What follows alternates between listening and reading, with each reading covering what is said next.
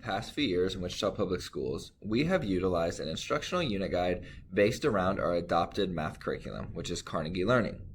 For the 2022-23 school year, that instructional unit guide is still available. It has been updated, and it is able to be used to teach our students the grade level targets in a succinct and organized fashion. In addition to the Carnegie-based instructional unit guide, teachers will now have a second IUG option to utilize should you choose to. This video is designed to help us better understand our new IUG option, which we are calling the IUG MAP. Let's take a few minutes to look at the structure and the design of the IUG MAP, and then we'll compare it to the Carnegie IUG and maybe help you make a best choice for which instructional unit guide you will utilize in the coming school year. The first aspect of the IUG MAP that you may notice right away is the 4-column structure moving across the top row. The map has been designed with the targets really as the center of everything that's happening, and that begins with the time frame in which you would have to teach targets. The time frame is located in the first column. As you can see, it's a much more broad spectrum of time. In this particular case, it's 4 weeks of time rather than individual days that are broken down. Looking at the second column, teachers are given which scales and particular targets on that scale they are expected to teach and assess during that given chunk of time. This allows teachers to specifically plan for their individual classes and students and to note and break up that chunk of time how they see fit and how their students need it the most.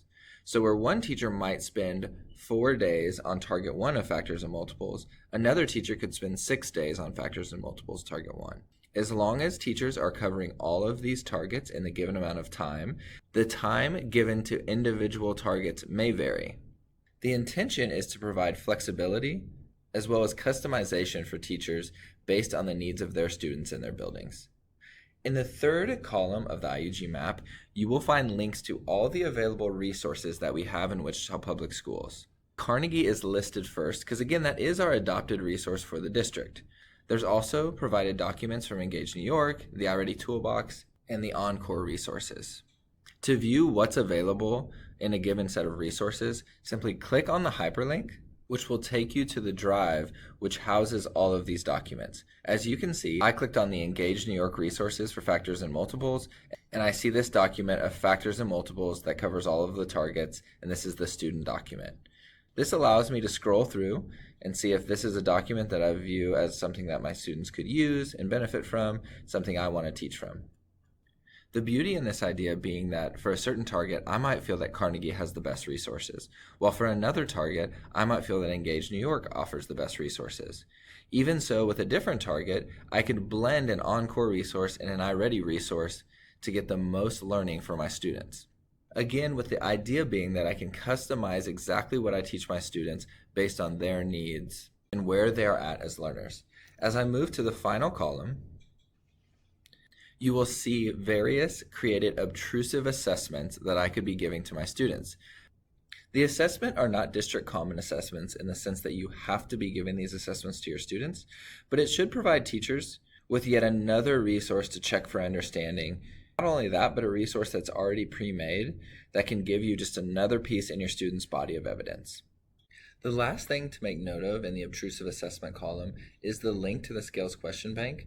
This link takes you directly to our Scales question bank for the given scale that's listed. So in this case, if I click on this link, I'm taken directly to the factors and multiples Scales question bank page where I can pull off level 2, 3, and 4 questions to use as I see fit in my classroom, both for obtrusive and unobtrusive assessment opportunities for my kids. As you work through the IUG MAP for your specific course, you'll notice that embedded throughout the map are different pacing checkpoints to let you know how many targets should have been assessed during that quarter, as well as a running total for the entire year, how many targets you should have assessed at that point. This is done to be a friendly reminder just to keep us all on pace with what should have been taught and assessed at any given point throughout the school year. So now that we've looked at the structure and the basic function of the IUG MAP, let's take a second to compare it to our Carnegie IUG in an attempt to help you as the teacher kind of decide which IUG will best fit your needs and the needs of your students. So as we're comparing these two IUGs, let's start with the similarities or things that they share. The first of which is very important is that they both cover all of the grade level targets in the same order and in the same general time frame. This was really important to me as I was putting together our map for our middle schools because we do have so many students that are transient or that transfer from school to school throughout the school year that we need to make sure that the time frames align and match up. Second of all, in both IUGs, targets are all listed. You could go through both IUGs and see all of the targets you're supposed to assess and when you're supposed to assess them. The scales for your entire grade level are all hyperlinked within each document, and it is appropriate, regardless of which one that you're using to really plan around, it is appropriate to use the assessments that are on the map and the question bank, regardless of which one you're using. So they share that in common. So as we then kind of transition and look at how these two IUGs do differ a little bit, it really comes down to two different topics that they differ on. The first being really what they're built around. As you know, the Carnegie IUG is built around one resource, and that's Carnegie Learning. So everything is structured around the modules and topics that Carnegie Learning has in their student text and in their teacher implementation guide, and we build everything around that and fit our targets into their lessons. On the flip side of that, with the IUG map, it's really built around the grade level targets. That was my hope and my goal with this, was to have a document where the targets are the center, and then there's multiple resources, including Carnegie, that we can use and pull from and that are provided on this document.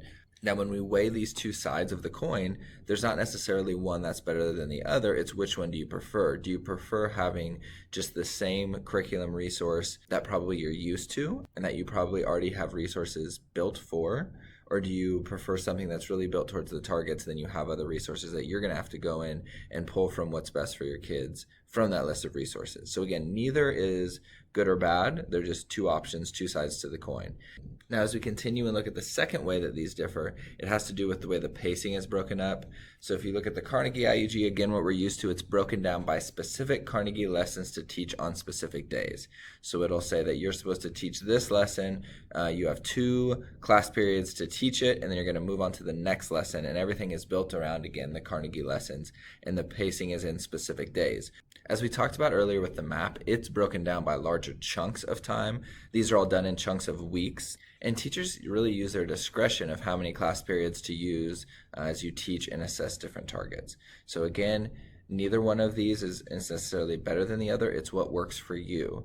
Are you better with the Carnegie IUG that's very specific of I have 2 days to teach this lesson, then I'm moving on? Or are you more comfortable with more of an open framework where you can kind of chunk the time on your own and decide how many days are needed for each target in each specific lesson? So regardless of which IUG you decide to use, rest assured that both of these IUGs will cover all of our targets, will teach kids to the rigor that we're asking on each target, and have fidelity to what students need to know and demonstrate their understanding in relation to our grade level standards.